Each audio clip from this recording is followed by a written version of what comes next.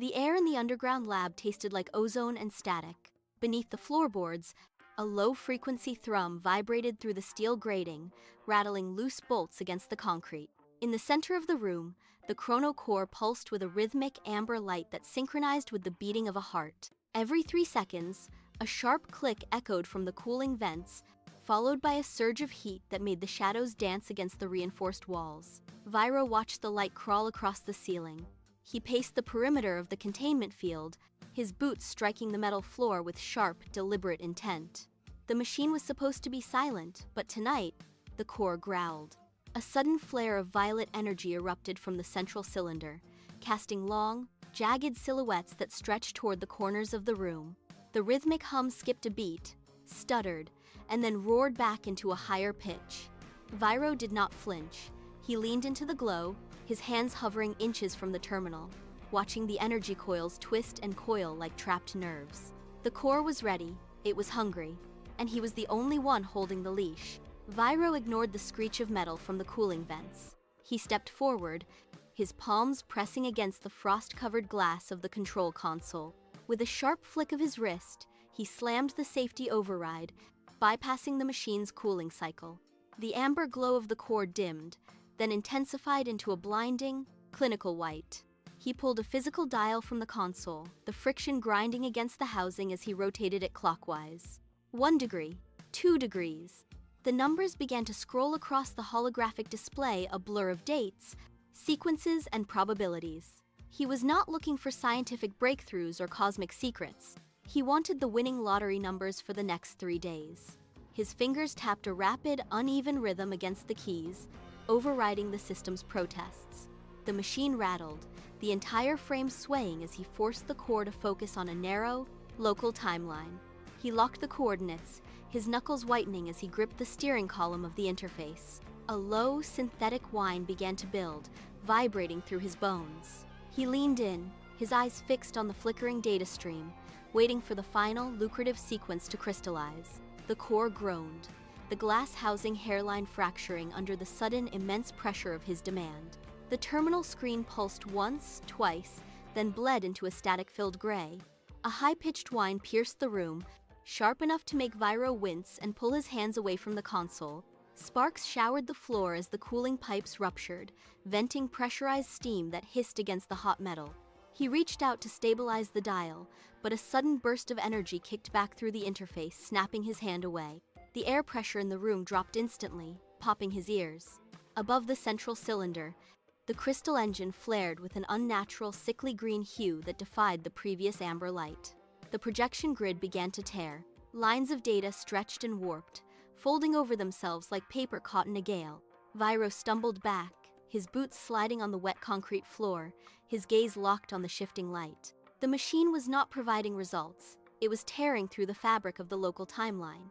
The image in front of him wavered, stuttering like a dying light bulb, and then the projection field collapsed inward. The hum of the core deepened into a rhythmic, grinding sound of metal shearing against metal. Something was forcing its way through from the other side of the fracture, and the lab's containment field began to buckle under the strain. The static cleared abruptly. A new image hung in the air, floating inches above the cracked crystal. It was a person, slumped against a wall of debris, gasping for air that did not seem to be there. VYRO leaned forward, his hands gripping the edge of the metal table until his knuckles ached. The face in the projection was his own, older, scarred, and desperate. The version of him in the feed coughed, a thin trail of dark fluid running from the corner of his mouth. He looked past the camera, his eyes wide, scanning the horizon of a city being consumed by white-hot fire. VYRO tried to speak, to ask what had happened to the skyline, but the figure in the projection raised a trembling hand. "Don't activate the chronocore," the future VYRO rasped, his voice distorted by the temporal interference. Each word sounded like a heavy stone dropping into deep water. The figure slumped further, his chin hitting his chest as his breathing turned into a ragged, wet rattle. VYRO reached out, his fingers brushing the edge of the holographic feed, but the image flickered once and disintegrated into a cloud of glowing embers. The lab returned to silence, leaving only the smell of ozone and the weight of the dying man's final command. VYRO stared at the empty space where his future self had just vanished. His heart hammered against his ribs, a frantic, uneven rhythm that echoed the dying pulse of the machine. He paced the length of the lab, his boots kicking aside scattered tools. He stopped at the primary monitor, his eyes scanning the data logs. It was a simulation error, he told himself. A glitch in the temporal refraction caused by the core's instability. The man in the feed was a projection of his own anxiety, nothing more. He pulled a heavy wrench from the floor and tightened a loose coupling on the core housing, his movements jagged and forceful. The metal groaned under his grip. He checked the power input, bypassing the safety breakers that had been screaming in the background for minutes. He did not need a warning from a version of himself that lacked the courage to see the experiment through. He stood before the main console, his hand hovering over the heavy, red activation lever. He took a single, steadying breath, ignored the smell of burning wires, and slammed the switch into the locked position. The machinery beneath the floorboards groaned, then surged with a sudden, violent intensity that shook the entire foundation of the room. The lever locked with a final metallic click that seemed to vibrate through the very marrow of VYRO's bones. For a heartbeat, the lab went deathly still. Then, the chrono core began to scream. It was not a mechanical sound, but a high-pitched, harmonic shriek that made the air feel thick and viscous. Every light in the room flared a blinding, unnatural white. VYRO tried to pull his hand back, but the gravity in the room shifted instantly. A massive shockwave erupted from the center of the console, a wall of pure force that tossed heavy steel tables aside as if they were made of paper. VYRO was lifted off his feet, his body slamming hard against the far wall. The impact knocked the wind from his lungs, but he could not look away. Equipment racks buckled under the pressure, spilling glowing components across the floor. The walls of the lab groaned, metal panels peeling back to reveal the dark, churning earth behind them. Glass canisters exploded in a spray of liquid and debris. The floor beneath him bucked and twisted, tearing away from the foundation. He gripped a support beam, his knuckles white, as the entire underground structure began to vibrate with the force of a collapsing star. The core was no longer humming. It was tearing the room apart from the inside out. The shockwave did not stop at the lab walls. It tore through the ceiling, surging upward like a geyser of invisible force until it slammed into the atmosphere above LITTYVERSE City. High above the skyscrapers, the evening sky began to groan. It started as a thin hairline fracture that glowed with a sickly, ultraviolet light.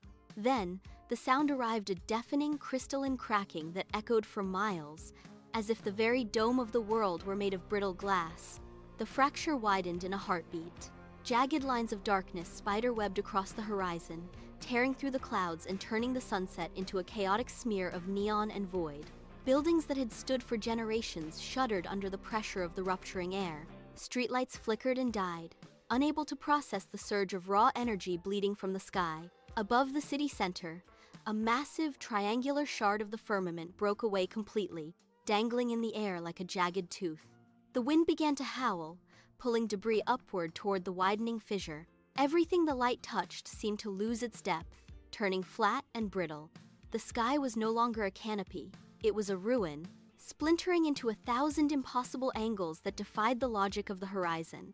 The cataclysmic roar of the sky-shattering event died instantly, replaced by a silence so absolute it felt heavy. High above the streets, a flock of birds hung suspended in the air. Their wings were locked in the middle of a downstroke, feathers motionless as if carved from stone. Below them, the city traffic had ground to a halt, not by brakes or signals, but by the cessation of time itself. A delivery truck remained tilted on 2 wheels, caught in the middle of a sharp turn. The driver was frozen mid-glance, his expression locked in a silent shout. Raindrops that had been falling moments before now hovered like millions of tiny, transparent diamonds, suspended in the space between the clouds and the pavement. VYRO stumbled out of the ruined lab entrance, his own momentum struggling against the thickening air. He reached out to grab a handrail, but the metal felt unresponsive, cold, and stubborn.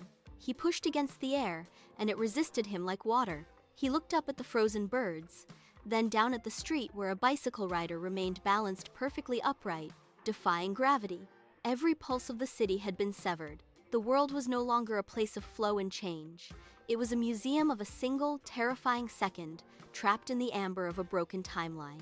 The stillness did not last. The suspended raindrops began to vibrate, blurring into streaks of light before popping out of existence entirely. The bicycle rider, frozen only a moment ago, flickered like a dying light bulb, appearing 10 feet forward, then back, then nowhere at all. VYRO watched as the concrete beneath his feet rippled. The solid ground turned translucent for a heartbeat, revealing the dark soil underneath, then snapped back into gray stone with a sickening jolt. A parked car nearby simply inverted its color, then stretched into a jagged, geometric shape before collapsing into a smear of static. The air grew thick with the smell of ozone and burning copper. VYRO reached for a brick wall to steady his shaking hands, but his fingers passed through the surface as if it were nothing more than mist. The wall solidified, then dissolved, then reappeared again. Every object in the street was struggling to decide if it existed at all. Street signs blinked in and out of view, their letters rearranging into unrecognizable symbols. The rhythm of the world was broken, stuttering like a skipped record. One moment the street was there, the next it was a void of shifting gray light, then back to the street again. The stability of the physical world had been shredded, leaving only a chaotic, pulsing loop of half-formed reality. The flickering reality tore open. High above the LITTYVERSE city skyline, the gray static concentrated into jagged, pitch-black fissures. They hung in the atmosphere like open wounds, leaking a cold, unnatural darkness that refused to catch the light. VYRO pressed himself into the shadows of a stone doorway, his heart hammering against his ribs. From the deepest center of the largest fracture, a silhouette detached itself. It was not made of flesh or bone, but of shifting, ink-like smoke that coiled around a humanoid frame. It moved with a sickening liquid grace, sliding out of the tier as if stepping through a curtain. 2 more followed, then a dozen. They did not fall. They drifted downward, their limbs trailing behind them like ribbons of oil in water. They did not look for landmarks. They did not look for people. They turned their featureless faces toward the city, moving in perfect, terrifying synchronization. Each creature pulsed with a rhythmic, low-frequency hum that vibrated in VYRO's teeth. They were searching, scanning the frozen landscape with a focus that felt ancient and hollow. As the creatures descended, the air around them turned brittle, cracking like ice under pressure. They reached the lower atmosphere, hovering just above the rooftops, waiting for a signal only they could hear. The city was no longer just broken, it was being hunted. The lead creature drifted toward the tallest spire in the district. It did not strike, it simply reached out a long, dark finger and grazed the glass exterior. The point of contact turned white, then vanished. The skyscraper shuddered, a deep, resonant groan vibrating through the foundations as the steel beams began to fray like burnt thread. VYRO watched, paralyzed, as the creature moved its hand in a slow, downward arc. Wherever the shadow touched, the building ceased to be. The glass shattered into fine gray dust, followed by the concrete floors, which disintegrated into nothingness. The structure tried to hold its shape, bending under the pressure of its own missing mass, but the erasure was absolute. A floor disappeared, then another, causing the midsection of the tower to fold inward and evaporate. There was no fire, no explosion, and no debris left behind. The creature continued its descent, carving a path of total vacancy through the architecture. The massive spire, once a landmark of the city, was now a jagged, hollow stump. It did not fall, it was unmade, erased from the physical plane as if it had never been constructed. The creature drifted further, its shadow-like form untouched by the chaos it left in its wake, seeking the next target in the silent, frozen city. The entity turned its attention toward the bustling thoroughfare below. It drifted over the frozen crowd, its presence acting like a dark magnet for reality. As its trailing edge brushed the asphalt, the road simply ceased. The stones, the painted lanes, and the parked vehicles did not crumble. They flickered and blinked out of existence. A man standing at a crosswalk watched the ground beneath his feet dissolve into a bottomless gray void. He reached out to steady himself, but his hand found no purchase, only thin air. His face slackened, his eyes glazing over as the very concept of the street was scrubbed from his mind. He did not scream. He did not run. He simply forgot where he was, why he was there, and that the road had ever existed. Every passerby within a 50-foot radius stopped, their expressions shifting into a hollow, vacant stare. The buildings lining the avenue began to lose their detail, the windows fading to transparent blurs before popping out of reality entirely. The creature moved forward, a silent reaper of history, leaving behind a blank space where thousands of lives had intersected seconds before. People turned away, their memories of the location fracturing and falling away like dead leaves. The city was losing its map, piece by piece, as the creatures erased the past to make room for a future that had no place for human history. VYRO watched the feed from his lab, his fingers shaking against the console. He had been looking for a pattern in their chaos, but the truth was far colder. The creatures were not mindless predators feeding on the city. They were surgical. They moved with a terrifying, rhythmic precision, dismantling the infrastructure of LITTYVERSE City like a demolition crew clearing a site before a grand construction. He adjusted the sensors, trying to isolate their energy signature, but the feedback loop only returned a void. The creatures were not conquering, they were cleaning. They were scrubbing the timeline of every structure, every memory, and every connection to prepare for something absolute. VYRO realized that every street they erased and every building they dissolved was a necessary step in an inevitable sequence. The city was not being destroyed, it was being cleared away to make room for a new reality. He felt the weight of that realization settle in his chest. This was not a war he could win with force or ingenuity. These entities were the agents of a cosmic deadline, and the city was merely an obstacle to be swept aside. The horror was not in the destruction, but in the efficiency of it. There was no rage in their movements, only the cold, mechanical necessity of a reset that had been coming long before he ever touched the chronocore. The lab was groaning under the strain of the shifting timeline. Steel beams twisted like wet parchment as reality groaned in protest. VYRO knew the cleanup crew was moments away from reaching his position. He grabbed a handheld stabilizer, his knuckles white, and turned toward the largest rupture hanging in the center of the room. The air inside the fracture pulsed with a violent, rhythmic light. He didn't have a plan, only a target. He had to reach the origin of the reset before the entire city was scrubbed from the map. He slammed his palm against the emergency release, feeling the surge of raw temporal energy bite into his skin. The floorboards beneath him dissolved into static, and the walls began to peel away like layers of burnt film. He took a breath, the air tasting of ozone and ancient dust, and threw himself toward the jagged tier in space. The world behind him shattered into a million silent fragments. He didn't look back. He felt the cold pull of the void snagging his limbs, stretching his perception until the lab, the city, and the very concept of time became a blur of white noise. He was no longer moving through a room. He was falling through the architecture of history itself, hurtling toward a future that had already been hollowed out by the clock. The sensation was not motion, but a violent compression of existence. VYRO felt his body stretched across miles of static as he tore through the fabric of the centuries. He saw the rise and fall of civilizations flicker past his eyes like frames in a broken projector. One moment, he was witnessing the birth of great stone monuments. The next, he was watching them crumble into dust under the weight of passing ages. The timeline did not want him there. It pushed against his skin like a physical wall of resistance, trying to eject him back into the void.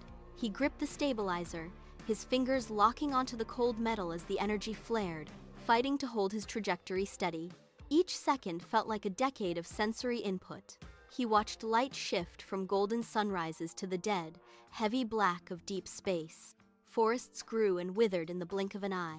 Cities sparked into existence and vanished into shadow. He was a stone skipping across the surface of deep, dark water, and the surface was beginning to crack. He braced himself as the turbulence intensified. The air around him screamed with the friction of 500 years of history colliding at once. He pushed forward, eyes fixed on the horizon of the future. As the last of the present faded into a distant, unreachable memory, the momentum vanished instantly. VYRO struck hard ground, the impact jarring his bones as he tumbled across a surface of gray, pulverized stone. He scrambled to his feet, gasping, but the air was thin and tasted of nothing. Absolute silence pressed against his eardrums. He stood on a jagged ridge of what might have once been a mountain range, but the peaks were sheared flat, worn smooth by an relentless, invisible erosion. Below him lay the remains of a city. It was not a ruin in the traditional sense. There were no scattered bricks or twisted metal. The structures were hollow shells, translucent and brittle, as if the very substance of the world had been drained of its density. He walked toward the edge of a collapsed street.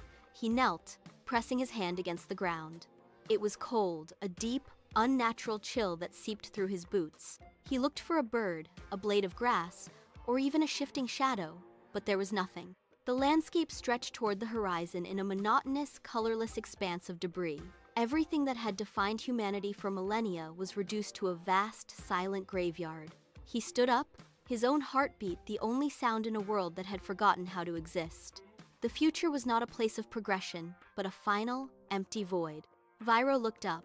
The sky was not empty after all.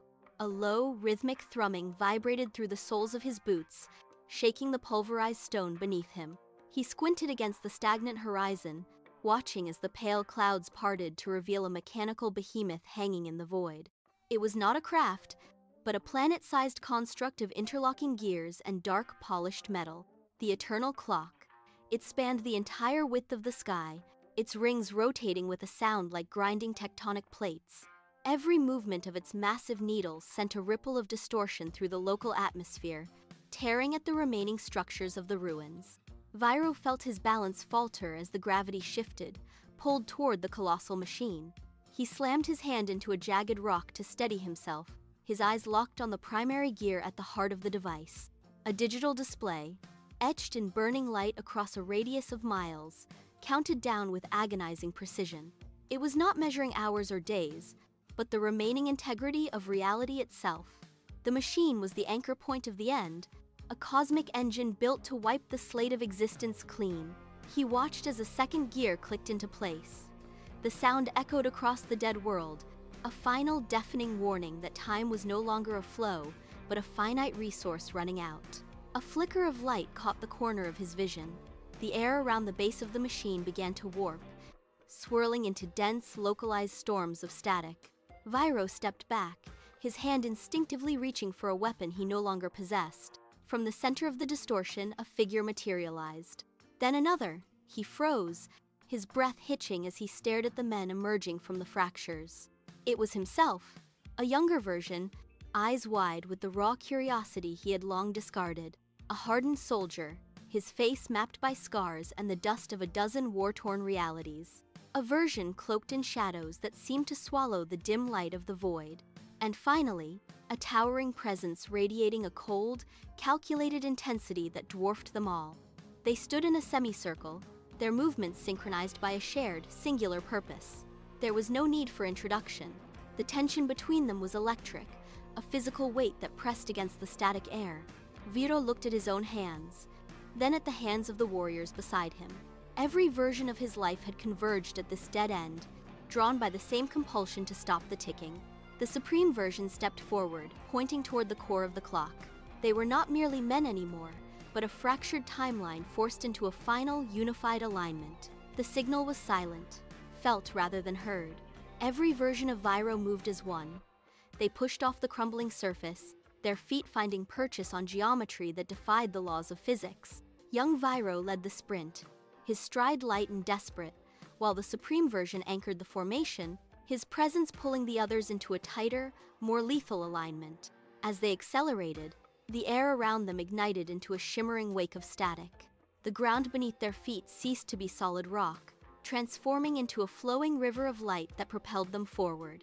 They did not run so much as they blurred, a singular spearhead of human will cutting through the stagnant void. The eternal clock loomed, its massive gears grinding with a sound like dying stars. But the group did not slow. They wove through the rotating plates, their paths perfectly mirrored. When one version ducked, all five ducked. When one leaped, all five leaped. The rhythm of their charge became a pulse, louder and faster than the ticking of the machine itself. They were no longer distinct individuals, but a single, focused vector of destruction closing the gap. The final distance to the core vanished under the sheer momentum of their combined, relentless assault. The perimeter of the eternal clock was a graveyard of broken causality. As the five versions of VYRO breached the outer shell, the reality around them shattered into a kaleidoscope of disparate eras. A fragment of a burning forest from a century ago slammed into their path, forcing a sharp, synchronized bank to the left. Before they could recover, the space distorted again, replaced by the crushing pressure of an underwater city from a future that never should have been.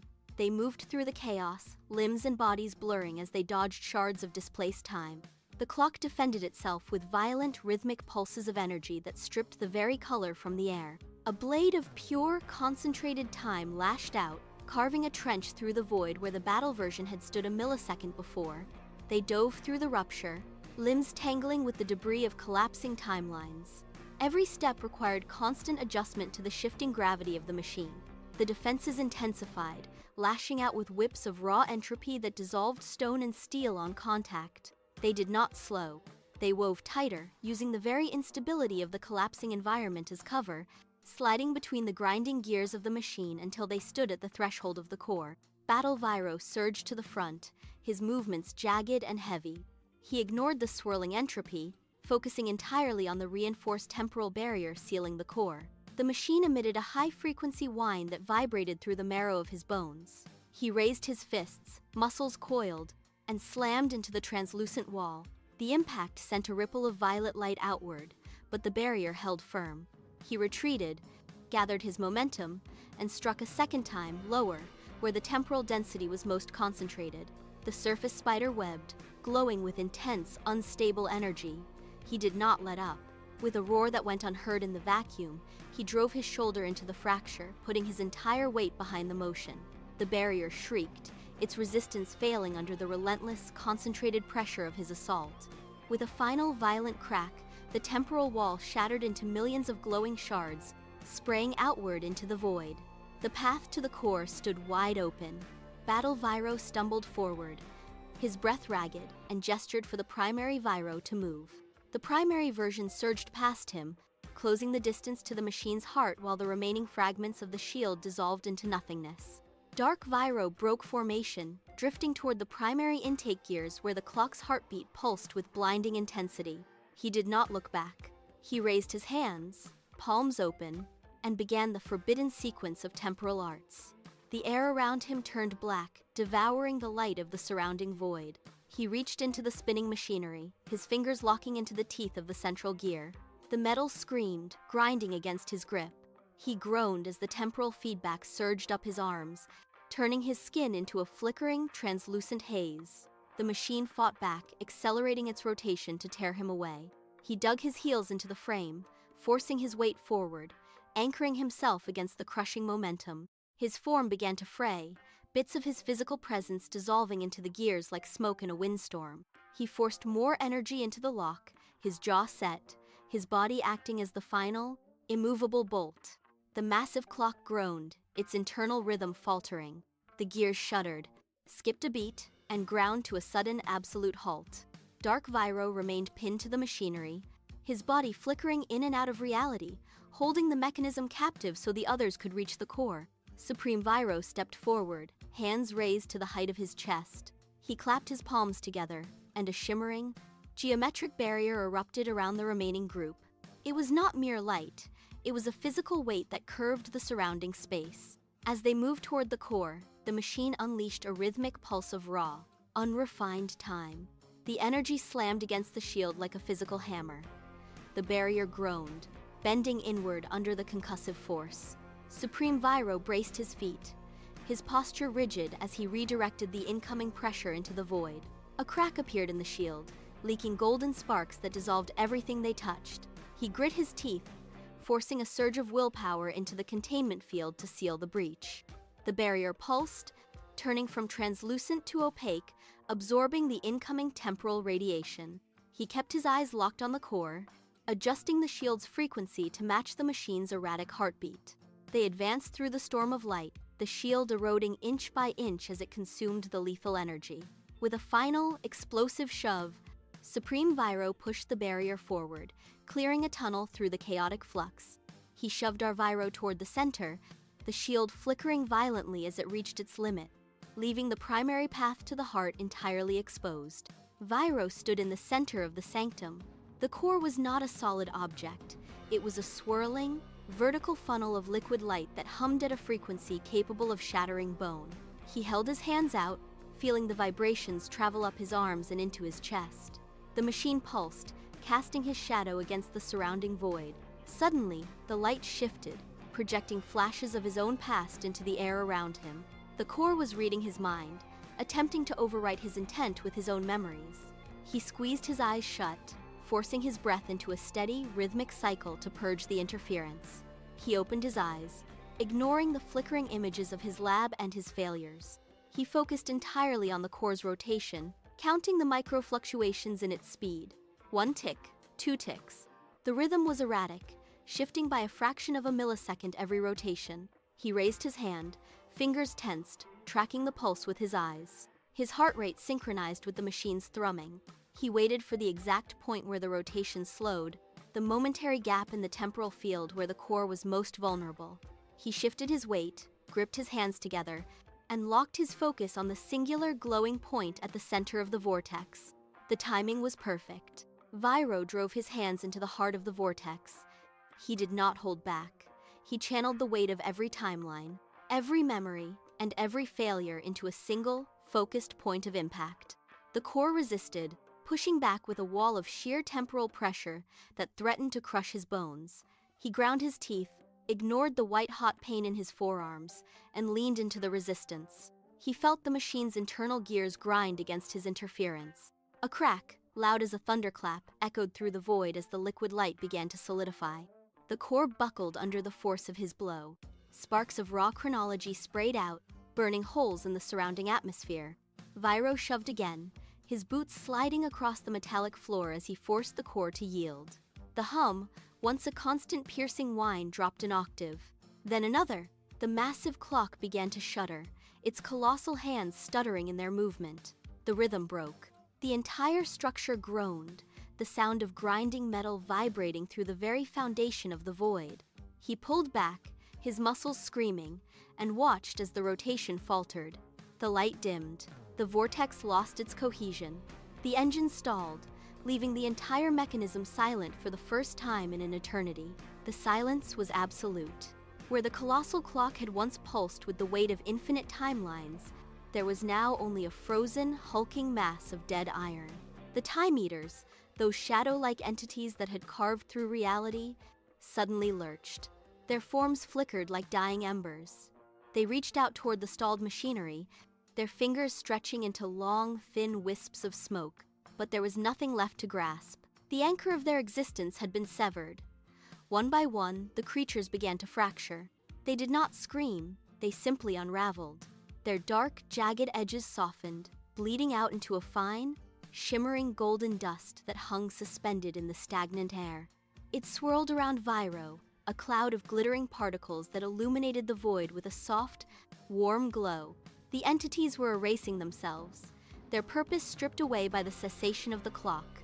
A massive shadow near the center collapsed inward, folding into itself until it vanished entirely, leaving only a trail of gold in its wake.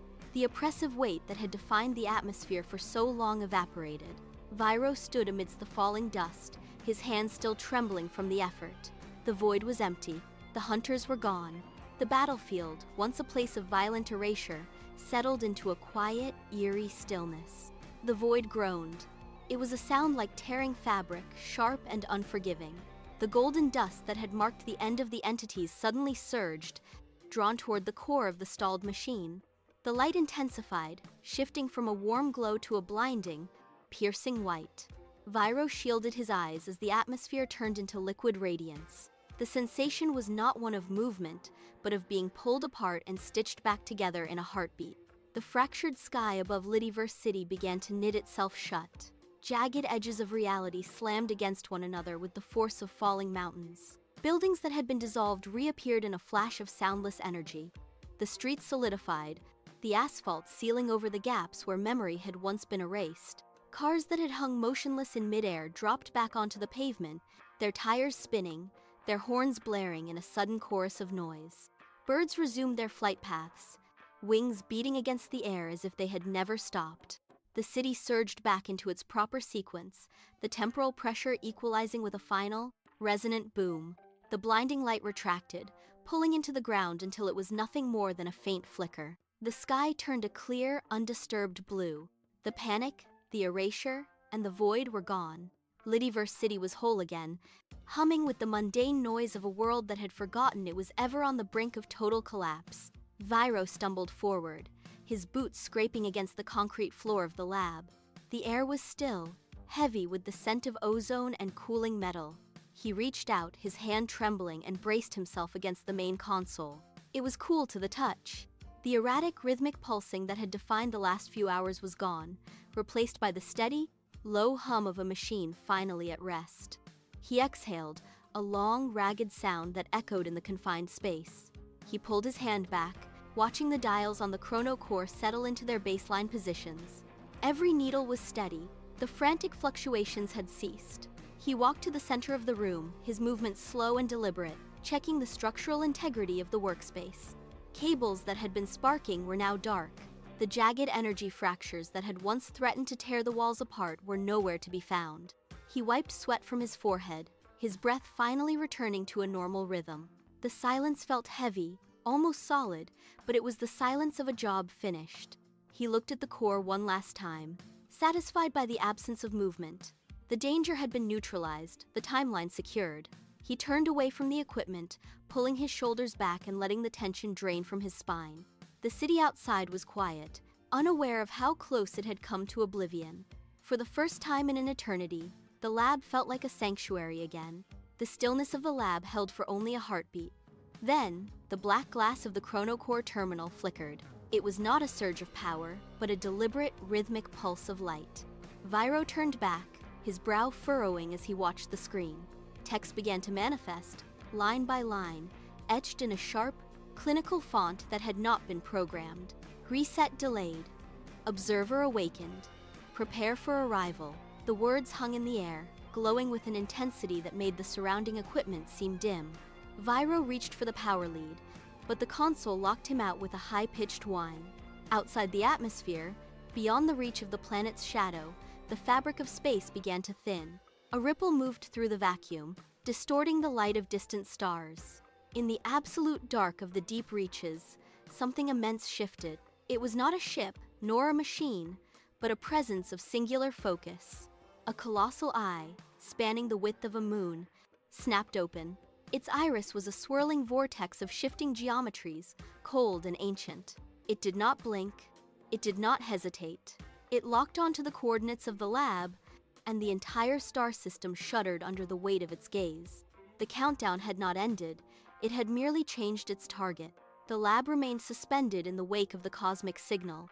The air felt thin, vibrating with an unseen pressure that pushed against the walls. Then, the heavy steel door hissed and slid open.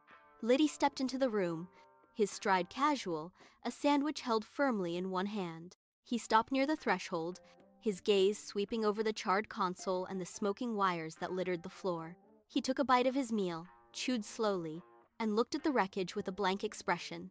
"Bro, what did you do this time?" Liddy asked. The question hung in the air, trivial and out of place against the backdrop of an awakening universe. VYRO did not answer immediately. He stood motionless, his back to the door, his fingers twitching against the edge of the terminal. When he finally rotated to face his friend, the movement was jagged, uncoordinated. His eyes were no longer their natural shade.